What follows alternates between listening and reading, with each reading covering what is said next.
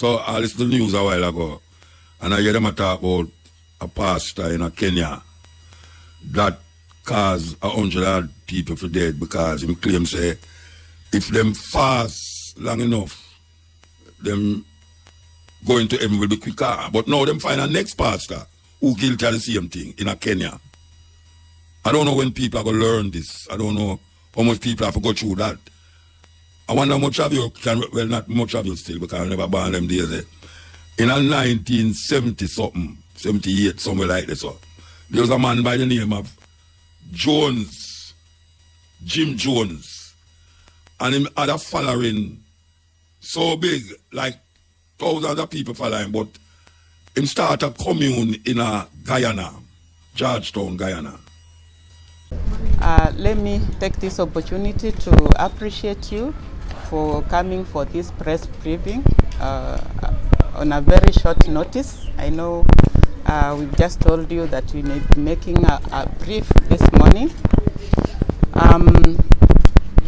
As the regional security team and government, we want to make this brief that this morning we have arrested Pastor Ezekiel Odero of the New Prayer Center and Church at Mavueni in Kilifi County on allegations of the deaths that have been occurring at his premises and reported in various mosques or institutions.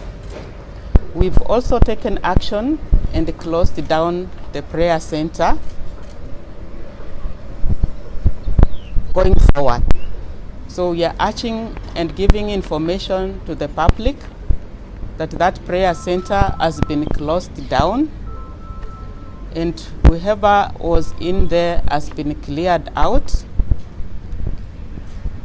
He is being brought to Mombasa, and I will request that as time goes by, we will be giving you updates as we progress with investigations.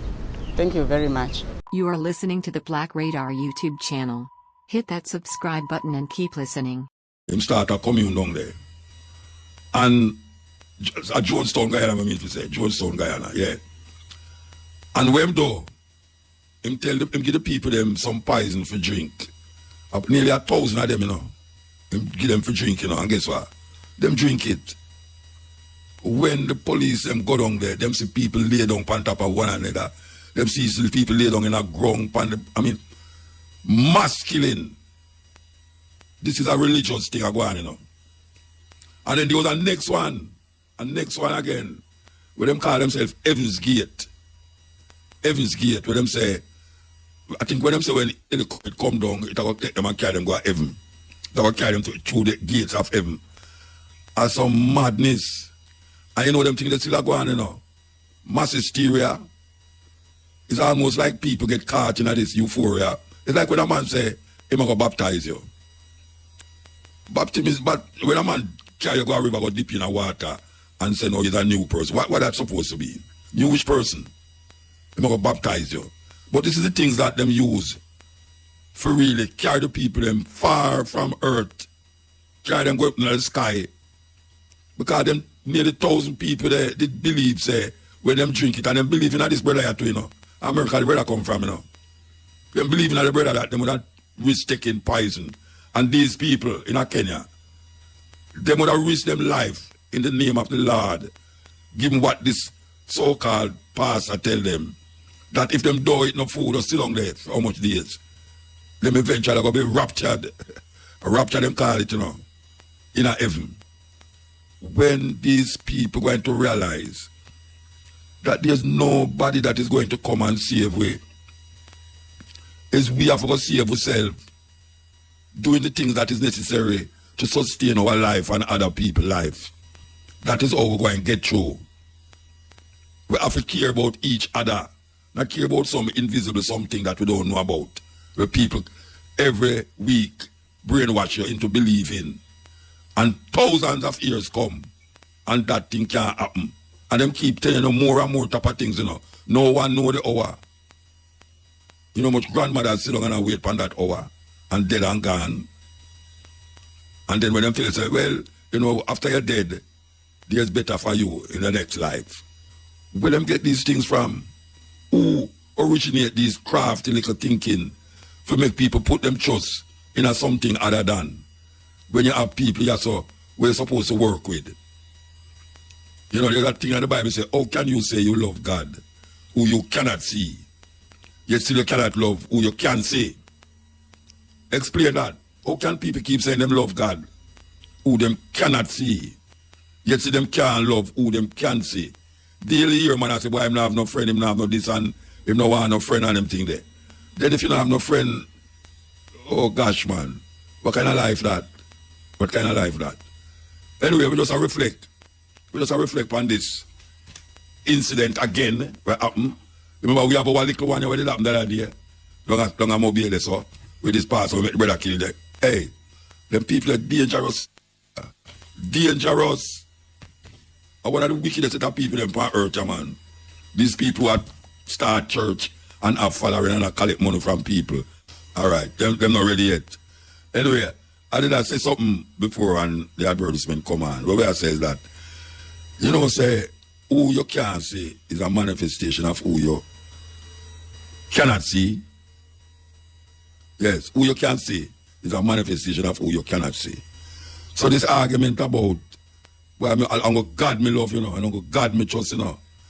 So what I'm to the one in front of you, all you know, say, that unseen thing where you're talking about is not manifested in the seen thing. Because it's obvious, say, if we did respect one another and care for each other, this argument about going to heaven and coming and going and coming wouldn't really necessary. It's because we can't find ourselves in this environment where we live in, and we have created such a terrible environment for human being to exist in, that we're trying to search for something outside of that environment. And somehow we are talking about even after death. You know, what I'm to know, what I'm to this life that is given to us. Nature provides us with everything. And we really are corrupt it. Corrupt it. So because we can't take care of it, maybe nature going to destroy it. Yes. You think man can destroy the earth? Man can't destroy the earth. The earth have a way for recycle or regenerate itself. All them plastic backwards to them up feed the earth. You think it's the earth it offend? It's human being existence upon the earth it offend. That when you put all these plastic and all these things in the earth, you as a human being and even other living things won't be able to have life as all life supposed to live upon the earth. You know, see, all these pollution and things we are going. You think say it affect the planet? It affect how man live upon the planet. Anyway, we go. You know, say we want to talk to Attorney Hugh Small as it's related to the constitutional reform that is supposed to be taking place. He's one of them who will be sitting, or is sitting with the persons who is formulating the next constitution and also to carry Jamaica into a republic.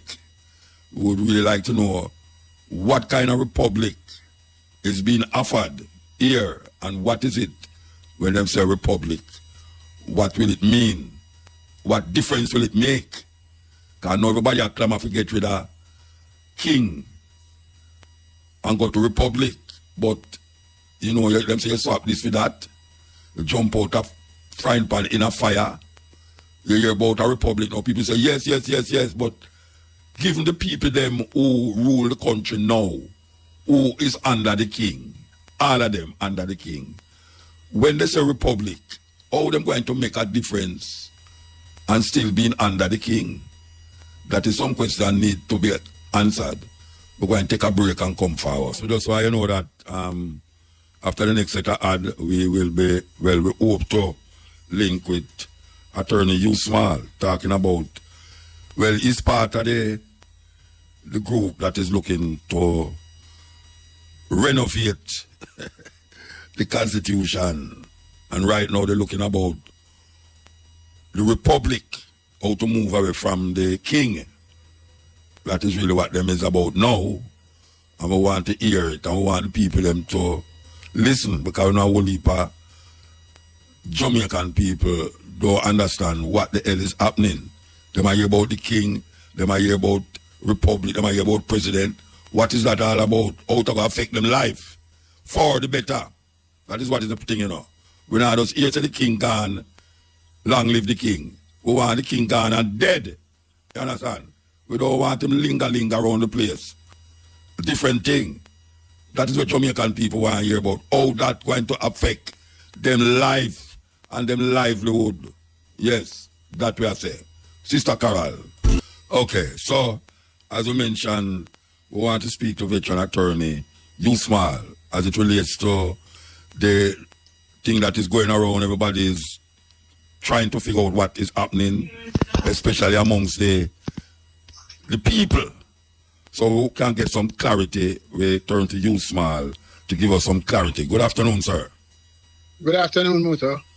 Yes, sir. I see that you get a job on this group of ones who is going to shape Jamaica differently. It's a voluntary service. It is not a job. Well, you know, but that's very important. Most important, not. I agree with you. Yeah, not since 1962. This has happened. So we really want to know, firstly, what is it that you and the group is going to do at this moment?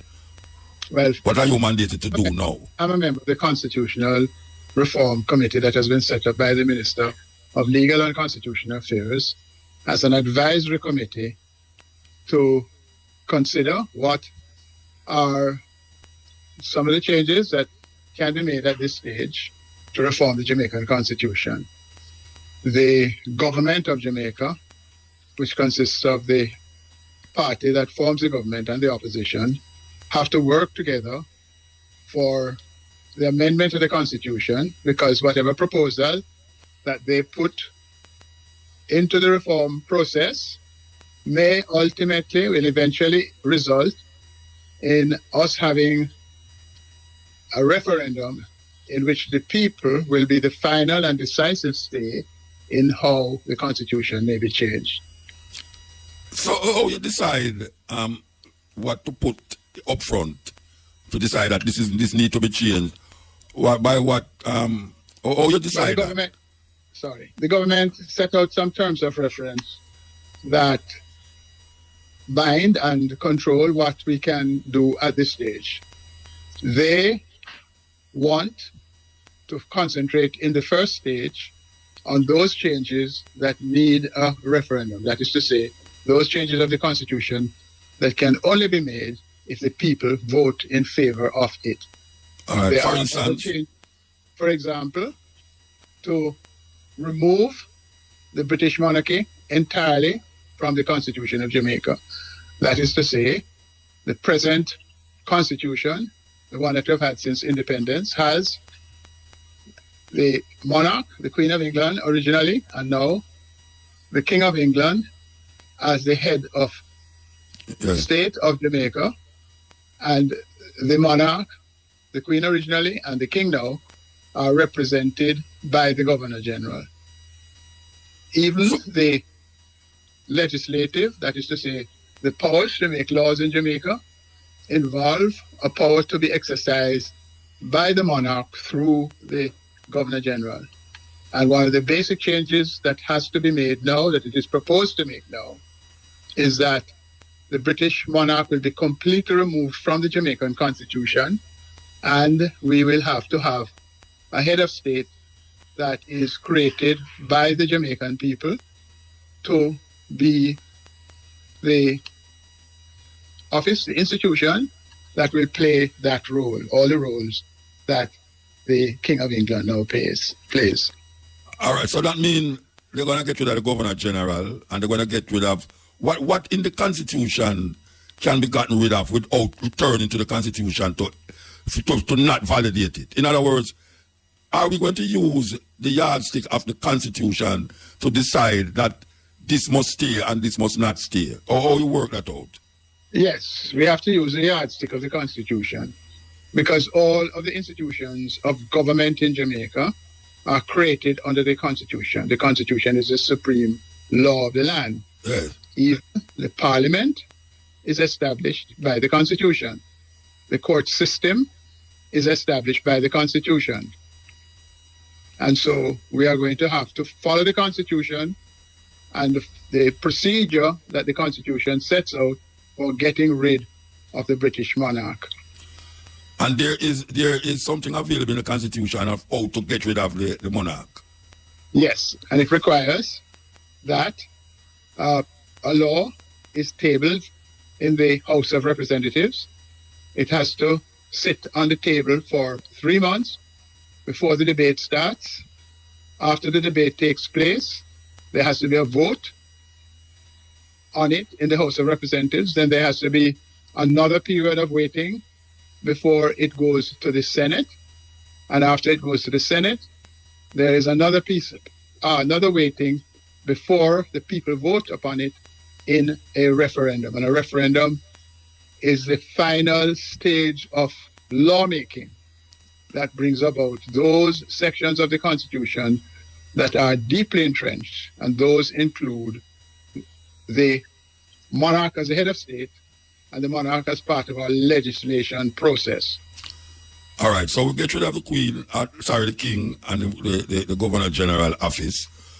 Who is it that is going to select now the leader of the country, and what form of representation the people is going to get from that person? Well, there have been consideration of this point for many years here in Jamaica, but we have never got around to the present state where we are, where it's to actually take action. So that in 1995, there was a report that recommended that the head of state of Jamaica would be a president. And the president would have certain powers that included most of the powers and additional powers that the Governor General now exercises on behalf of the Queen. So we are going to have, if we are to establish a constitution that is Republican, to have a president. There are some people in the public who feel that we should have a president that has more power than the proposal that was made for the establishment of the presidency in 1995. And a number of people look at countries like the United States, where the president has a lot of executive power that gives her or him the power, for example, to propose certain laws and to make certain appointments. But the current thinking, particularly of the two political parties that form up the government of Jamaica, is that we should not have an executive president, but a president who is head of state that has powers similar to the powers that are now exercised by the Governor General. Oh, so it's like a figurehead then? The president would be a figurehead? Well, I don't want to call the president a figurehead, because the president would come into being as a result of the vote at the referendum. But he's a figurehead in the sense that if you compare the model that has been proposed with, say, the powers that the President of the United States, or for that matter, the President of many of the states in Latin America have, that president that is being proposed would not have as much power as those presidents. So the president that you're talking about, in which way, how we go about selecting that president? I know that individual, how do you go about it? Because there's two parties in Jamaica right now. And we can talk about a bipartisan selection, but we know that the two parties sometimes seem to be like one party. So how do we break the back of that stronghold? Sorry, I apologize. Yeah, to elect, how do we know? Because right now the Prime Minister is selected, right? Now, who is going to elect the president? Well, the proposals that were made in 1995, which is the base from which I think the government and the opposition now start, I'm not expressing my personal opinion, I'm expressing the opinion of what was in the 1995 proposal, is that there would be a consultation, that is to say, a talking between the leader of the opposition and the Prime Minister to find somebody who would be acceptable, not only to those two sides of the House of Representatives and the Senate, but also somebody who would be acceptable to the nation as a whole, as representing the nation as a whole. And that nomination would be voted on by each House of Parliament, sitting by itself, but voting by at least 2/3 in favor of the president. There are also proposals that perhaps the two Houses of Parliament could sit together and exercise that vote. But if you look at the current situation, you will see that in the House of Representatives, the party of which Mr. Hollis is the leader has more than 2/3 of that is it. Of the House of Representatives. So that is one of the things that has to be further discussed. I'm not expressing my personal opinion. Yeah, I understand. To assist in getting a better understanding of what is taking place. All right, there's a lot of argument around that the commission that is selected to do this work is not wide enough. There are more groups of people in Jamaica that could have been included in this commission. I don't know if you agree with it or not, but I personally feel that a lot of ones out there is feeling frustrated because they never get a chance to really involve in this such a momentous situation. What do you think about that? I think that that is a point of view to which we have to listen, because the structure of our parliament is based upon first past the post. That is to say, we vote in constituencies, and the person who gets the majority, that is, the votes cast plus a majority of as little as one, becomes a member of parliament. We do not have a system of proportional representation, so that there are a number of people and a number of opinions that are not represented in the way in which the parliament is now constituted. And the constitution itself, the Constitution of Jamaica, recognizes the structure of constituencies and the structure of the House of Representatives being based upon the representative being elected on a constituency basis. You mean, all right. The idea, all right, you see, people look on the American system a lot of times and come to the attention, come to the thing that the American idea of a president and the governors, which we know that America is a continent and each state is like the governor is like the prime minister of that country, but yes, they have the executive first, which is the president. Now, with the president is always, in terms of the vote, is always either the Republican Party or the Democratic Party.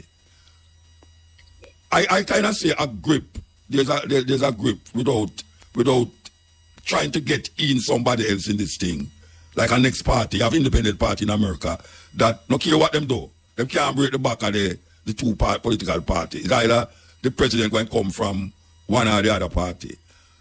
I kind of don't understand how we're going to break the back that these two parties who's continuously either, how we break the back of that to get someone else inside of that.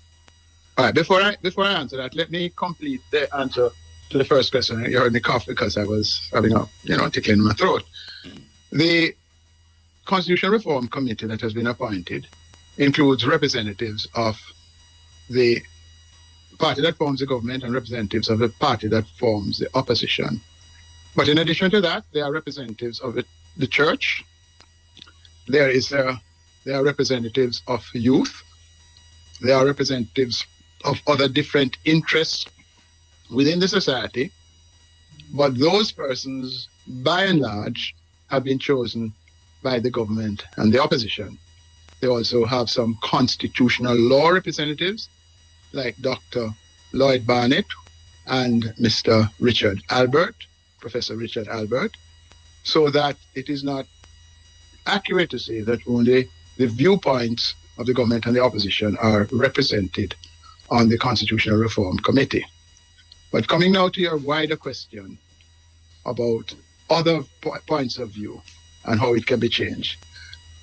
The way the Constitution is now set up, because representatives who go to the House of Representatives have to win a seat in a specific constituency, and because the Senate is made up based upon which party has the majority to be able to form the government and which party has the position to be able to form a leader of the opposition or be able to have its leader appointed the leader of the opposition. We do not have represented in the Parliament, that is to say in the House of Representatives or in the Senate, other points of view. There was an attempt when Mr. Patterson was the Prime Minister, and I think another attempt was made after that, for the government to appoint two persons from amongst its nominations to the Senate who were not, two persons who were not members of the party that formed the government. And I think on that occasion, Mr. Douglas O'Rain, if I recall correctly, and Professor Trevor Munro were two of those persons appointed. One of the things that we need to hear from the public is whether they are satisfied with the system of appointing senators. Should the Senate be expanded? And if it is expanded, how will we set up a system that makes sure that there are other points of view represented in the Senate in a future change to the Constitution of Jamaica? That is why it is important that people should come out and speak their minds now. Speak their minds on radio programs, speak their minds by writing letters, speak their minds by talking to the representatives in their constituencies, and also inviting the Constitutional Reform Committee to come and speak to them. And we are bound to find that we have a much richer conversation about the new Constitution if more people speak their mind and speak it clearly. Okay, all right. I want to go back to this idea of representation from the two parties, that there are people in there that represent the church, people represent that, people represent this. The problem with that is that a lot of those people in it is either voting for either one party or the other party. The majority of people did not offer themselves up for any of the two parties. The majority of people. And the majority of people did not vote in the last election. Yeah, that's what I'm saying. They never vote. They never say. No, that's what I'm talking about. The representation of this government and the opposition is not representing the majority of the people, because the majority of people never vote for one way or the other. So the problem with that is this, that even if you have a church member and you have a whatsoever member in the commission that is dealing with this thing now, when they come to a conclusion in it, is it that all of the conclusions will be taken to the referendum, or will it be taken inside of the group there that will say, all right, this don't have to go to referendum, so we're going to say this is good or this is bad? How that work? All right, well, the first thing that I want to say is that the question you ask must be asked and must be answered. The Constitutional Reform Committee does not have the power to decide what will go into the ballot on for voting at the referendum. It has the power to advise. It is only an advisory committee to the minister, and the minister will take the advice or the recommendations to the cabinet, and it is the cabinet that is going to decide. However, if there's any chance for us to have a successful change in the Constitution, the government is going to have to speak with the opposition also.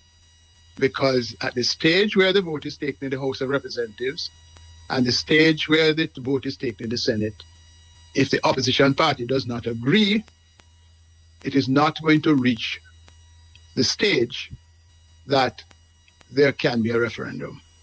So you think that you think there could be a situation where the two parties agree, but the majority of people don't agree?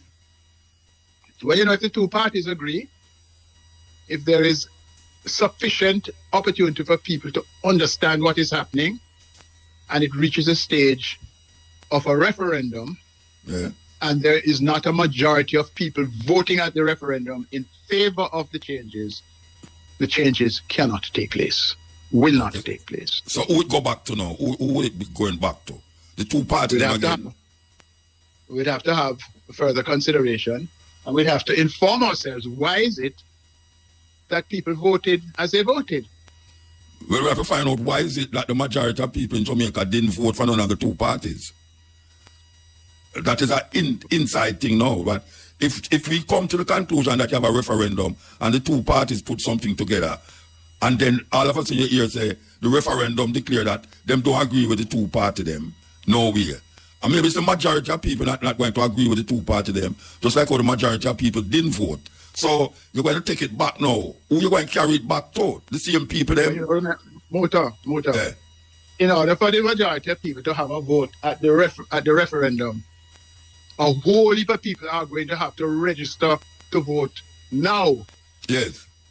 And they have to register to vote between now and the end of September. Yeah, but what? All right. So if the people, yeah, I hear you. I'm just talking about. You understand what I mean? Yes. If your vote count in how you think and your thoughts. The idea that maybe the people who did not vote, who decide to vote now, will not agree with the two party them. And in that case, there will be no change. So they can't go back then. They can't go back and find out why is it that the people never vote. What the two parties put up. Could they go back now and say, wait, I wonder why the people never vote for that situation? And then I think this is why we have to. Sorry, go ahead. No, I say the way I see how they could find out why when the people them vote, if they didn't vote for none of this, the argument that the PNP and the JLP put, and now they have a situation now, why is it that them didn't vote? Maybe they should go now into the crevices and the corners of Jamaica, in the town halls and in the churches and in everywhere, and find out why is it that the PNP and the JLP put forward a situation and the majority of people didn't find it necessary for vote. But that hasn't happened yet. That hasn't yet happened. What we need to make sure is that everybody get on the election list now. Yes. Because if you don't get on the election list now, you're not going to have a vote at the next referendum. Yes. When is that? When do you think that will take place? That referendum? Well, it is in the hands of the government and the opposition. I think that the government wants to start the process by putting the law before the House of Representatives sometime this year, and to start the debate in the House of Representatives this year. And then there has to be a period of waiting before the debate starts, and after the debate has finished, provided that there has been a two-thirds vote in the House of Representatives, and it goes to the Senate, it has another waiting period.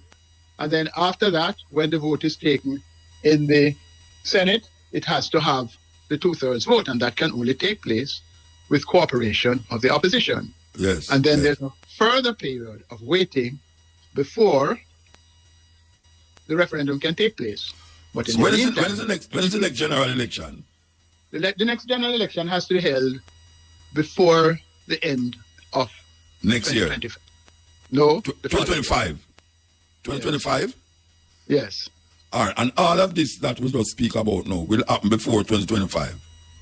Well, I think that is the intention, and I think that I listened to a broadcast you made last year in which you spoke of the importance of symbolism, the important symbol of getting the Queen out of our Constitution. And you made that talk after Barbados had run ahead of us and got their republic established. I think that at the present time, it is more than important that we should have that, not just symbolic change, but revolutionary change from the point of view that from the day that the Spaniards invaded Jamaica and they were followed by the British, the hand of foreign domination has been in the government structure of our country. Yeah. So the next, after the Republic, after the Queen and not Queen, the King and the Governor General part ways with us, what is there a like 1, 2, 3 after that? This is 1. After that, that is 2. We're going to do that. Is that the way it go? Well, I know for sure that the opposition party, the PNP, wants us to get rid of the Privy Council as a final court for legal matters in Jamaica. What about the Commonwealth? Well, leaving the Commonwealth. Please, and I'll come to the Commonwealth. Yeah, man. And I do not think that the government has that as a priority. No, getting rid of the Privy Council does not require a referendum. It could be done this year. But the government says their priorities is to deal with the deeply entrenched matters first. I think also the government has not made up its mind that it will replace the King's Privy Council with the Caribbean Court of Justice. And they're still saying we must have other alternatives, including, they say, a final Jamaican Court of Appeal. And that is something that people need to express their views on. Now, the other question you asked me was? The Commonwealth. Commonwealth. The committee agrees that all references to the Commonwealth must be removed from our Constitution. Right now, in terms of who may sit in our Parliament, it is defined, it is written in such a way that persons who belong to the Commonwealth or citizens of the Commonwealth can be eligible to sit in the House of Representatives and can be eligible to sit in the Senate. I think we are all agreed that that must be removed.